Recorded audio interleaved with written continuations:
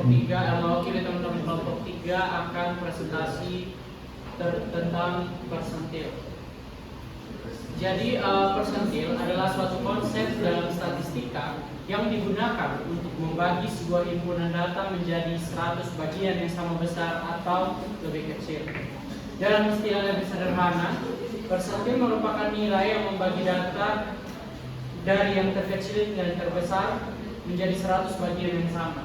Setiap bagian ini disebut sebagai persentil atau dikenal sebagai persentil. Misalnya, persentil ke-25 adalah nilai di mana setidaknya 25% dari data berada di bawahnya. Sementara persentil ke-75 adalah nilai di mana setidaknya 75% dari data berada di bawahnya.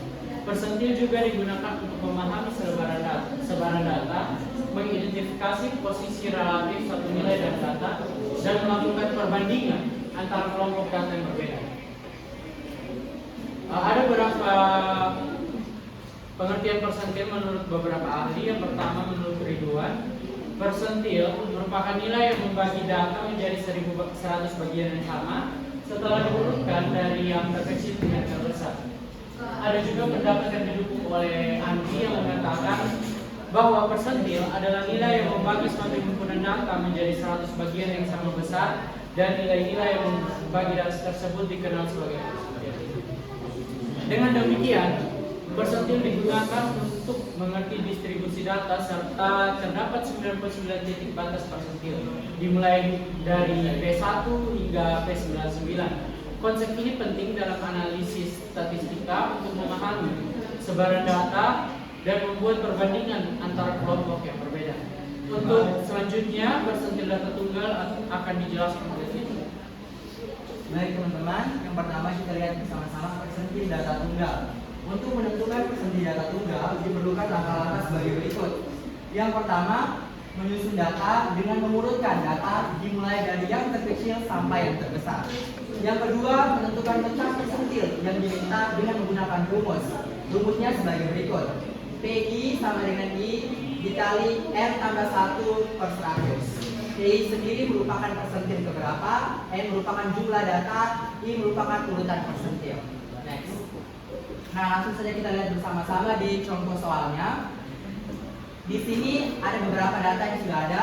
Data nilai ujian tengah semester yang dikumpulkan dari sejumlah mahasiswa adalah sebagai berikut. Yang pertama ada 50, 55, 60, 80, 90, 70, 85, 95, 75, 70, 70, dan 65. Soalnya adalah tentukanlah nilai persentil PS22 dan PS73.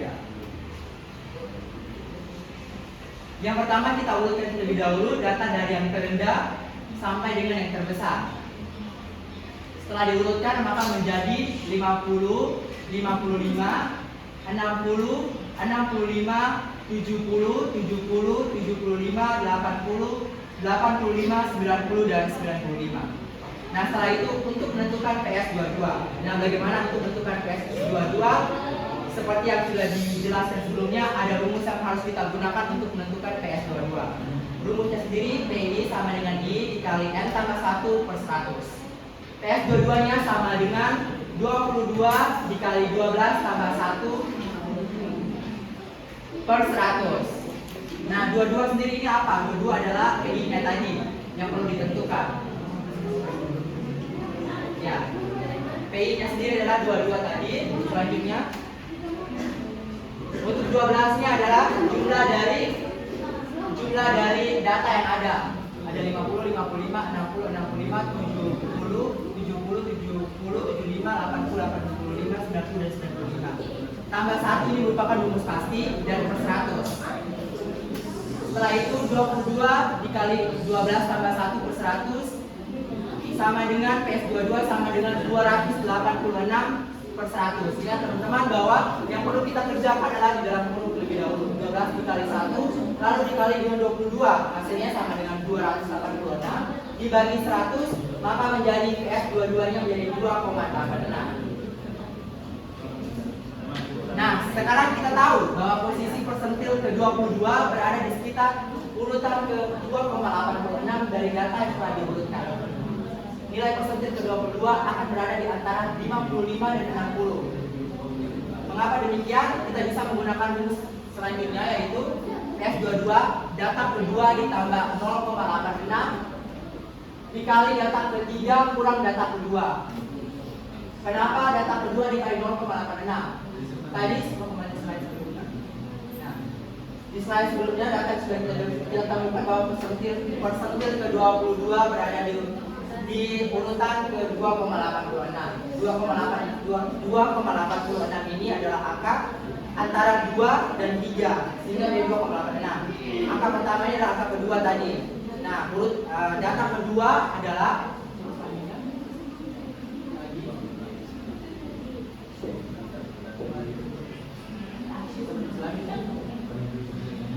data keduanya adalah 55.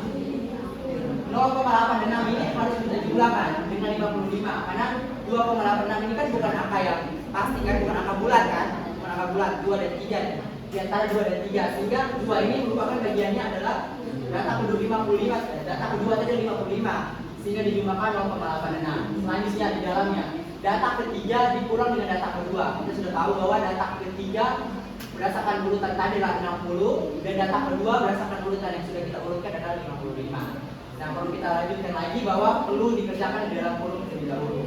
Maka 60 dikurang 55 sama dengan 5, lalu dikali dengan 0,86, maka turunnya menjadi 4,3. Setelah menjadi 4,3, lalu selanjutnya kita kerjakan 55 ditambah 4,3. Setelah 55 ditambah 4,3, baru kita dapatkan hasilnya bahwa PS22 sama dengan 59,3. Berdasarkan hasil perhitungan di atas, maka posisi PS22 menunjukkan nilai 59,3. Bisa dipahami teman-teman? Jadi kuncinya bahwa kita urutkan data dari kecil sampai dengan terbesar terlebih dahulu, lalu kita selesaikan rumus di depannya. Jika ada hasil yang koma-koma ini teman-teman, kita lihat apakah 2,86 ini di antara angka berapa, 2 dan 3. Misalnya 4,53 berarti di antara 4 dan 5, misalnya kayak gitu. Tapi angka di depannya merupakan milik dari data yang menunjukkan angka ini. Misalnya 2,86 berarti data kedua, 4,53 berarti 4-nya adalah data keempat. Lalu dijumlahkan dengan angka di belakangnya menjadi 0,86. Gitu. Misalnya 4,53 berarti menjadi 0,53. Lalu kita selesaikan rumusnya dalam kurung, baru kita turunkan dan baru dapat hasilnya. Sekian dari saya mengenai persentil data tunggal. Selanjutnya adalah persentil data berkelompok, akan dijelaskan oleh Aksa.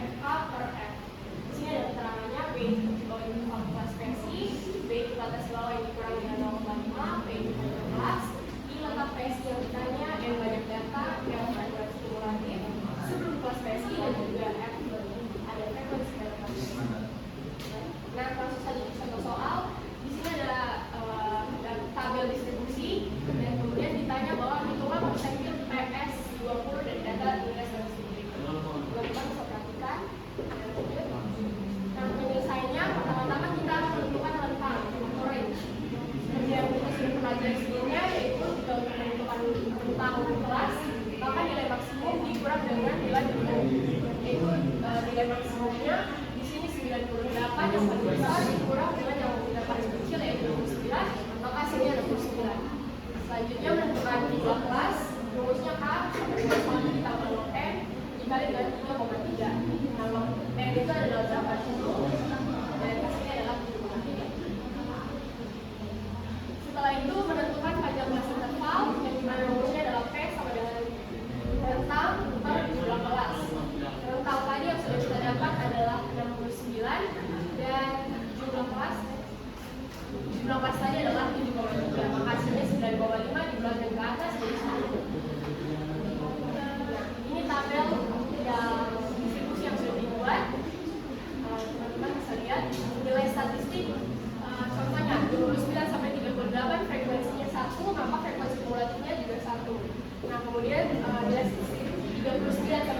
68, frekuensinya itu ada 3, kenapa di sini jadi 4?